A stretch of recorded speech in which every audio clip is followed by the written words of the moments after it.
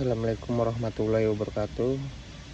Perkenalkan, nama saya Muhammad Zumar Abdillah dari kelas B05 dengan NIM 1123111507. Di sini saya akan menjelaskan tentang sistem keuangan. Saya memiliki beberapa banyak opsi atau informasi tentang sistem keuangan terkait sistem keuangan itu sendiri di Indonesia. Ada beberapa informasi berita terkini tentang sistem keuangan di Indonesia seperti perkembangan fintech. Industri finansial teknologi atau fintech di Indonesia ini terus berkembang pesat.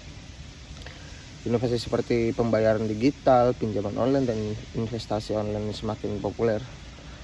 Informasi terkait regulasi fintech dan tren adopsi dan dampak ekonomi menjadi sorotan hingga saat ini.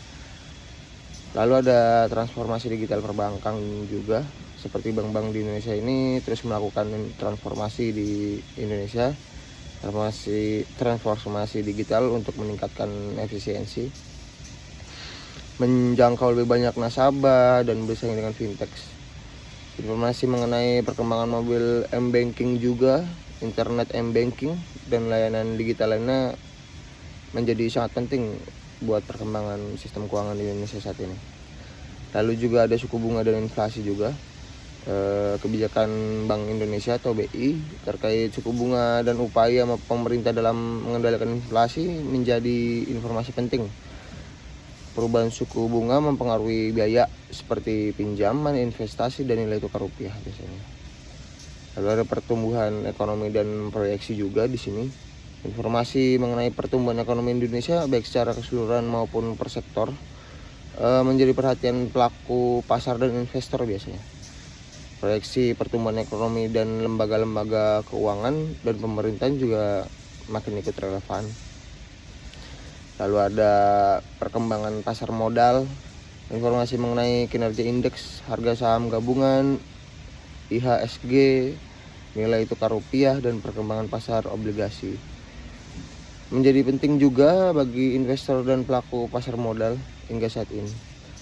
Lalu ada laporan keuangan perusahaan, informasi mengenai laporan keuangan perusahaan-perusahaan yang terdampak di Bursa Efek Indonesia atau BEI menjadi acuan bagi investor untuk mengambil keputusan investasi. Masalah terkini di informasi keuangan Indonesia ada keamanan data dan privasi, keamanan data dan privasi. Dengan semakin banyaknya transaksi keuangan digital, masalah keamanan data dan privasi menjadi perhatian utama hingga saat ini. Perlindungan data nasabah dan pencegahan kejahatan cyber menjadi isu penting. Lalu ada literasi keuangan. Tingkat literasi keuangan masyarakat Indonesia masih rendah. Banyak masyarakat yang belum memahami produk dan layanan keuangan dengan baik, sehingga rentan terhadap penipuan dan masalah dalam mengambil keputusan keuangan. Lalu ada regulasi fintech.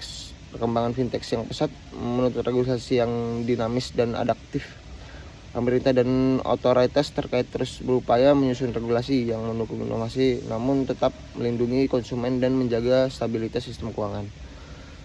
Akses keuangan inklusif. Masih banyak masyarakat Indonesia terutama di daerah terpencil yang belum memiliki akses ke layanan keuangan formal. Upaya untuk meningkatkan inklusi keuangan menjadi tantangan yang perlu diatasi hingga saat ini sih. Risiko kredit, peningkatan risiko kredit terutama di sektor-sektor tertentu menjadi perhatian bagi perbankan hingga saat ini dan lembaga keuangan lainnya.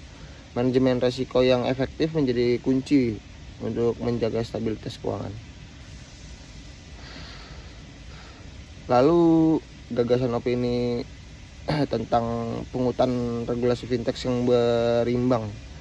Gagasannya pemerintah dan OJK perlu terus mengembangkan regulasi fintech yang berimbang, yaitu mendukung inovasi dan pertumbuhan sektor ini namun tetap melindungi konsumen dan menjaga stabilitas sistem keuangan. Regulasi yang terlalu ketat dapat menghambat perkembangan fintech, sementara regulasi yang terlalu longgar dapat meningkatkan risiko.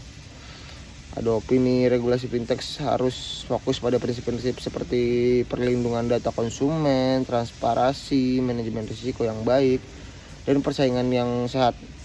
Perlu ada mekanisme yang jelas untuk menangani sengketa dan perlindungan konsumen dari praktik-praktik yang merugikan. Meningkatkan literasi keuangan melalui teknologi juga sangat penting. Ada poin peningkatan literasi keuangan melalui teknologi ya. Gagasan seperti teknologi dapat dimanfaatkan untuk meningkatkan literasi keuangan masyarakat Indonesia secara luas. Pemerintah, lembaga keuangan, dan fintech dapat bekerja sama mengembangkan platform digital yang menyediakan edukasi keuangan yang interaktif dan mudah diakses.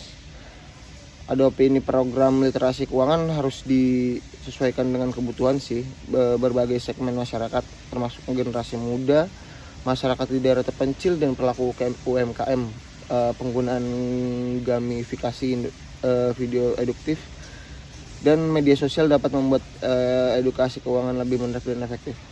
3. Ada akses inklusi keuangan dan pemanfaatan agen perkembangan fintech. Ada gagasan untuk meningkatkan inklusi keuangan perlu diperluas. Akses masyarakat ke layanan keuangan formal, agen perbankan, dan fintech dapat berperan penting dalam menjangkau masyarakat yang belum melayani oleh konvensional, terutama di daerah terpencil. Ada opini pemerintah perlu memberikan dukungan dan insentif kepada bank dan fintech yang aktif mengembangkan layanan inklusi keuangan. Kerjasama antara bank, fintech, dan agen perbankan perlu meningkatkan keuangan, menciptakan konsumen keuangan yang inklusif. Ada 4. Pengembangan infrastruktur keamanan cyber yang kuat. Gagasan meningkatkan risiko kejahatan cyber di sektor keuangan. Perlu ada investasi yang signifikan dalam pengembangan infrastruktur keamanan cyber yang kuat. Pemerintahan, lembaga keuangan, dan fintech perlu bekerja sama meningkatkan kemampuan deteksi, pencegahan, dan penanganan serangan cyber. Lalu mungkin keamanan cyber harus menjadi prioritas ya, hingga utama, dan pengembangan layanan keuangan digital. Perlu ada standar keamanan yang ketat dan pengawasan yang efektif untuk melindungi data nasabah dan menjaga kepercayaan masyarakat terhadap sistem keuangan digital. Mungkin itu sih informasi yang saya bisa informasikan di kesempatan waktu ini untuk sistem keuangan negara, teknologi, dan lainnya. Jika ada kata-kata dari saya, mohon dimaafkan. Assalamualaikum warahmatullahi wabarakatuh.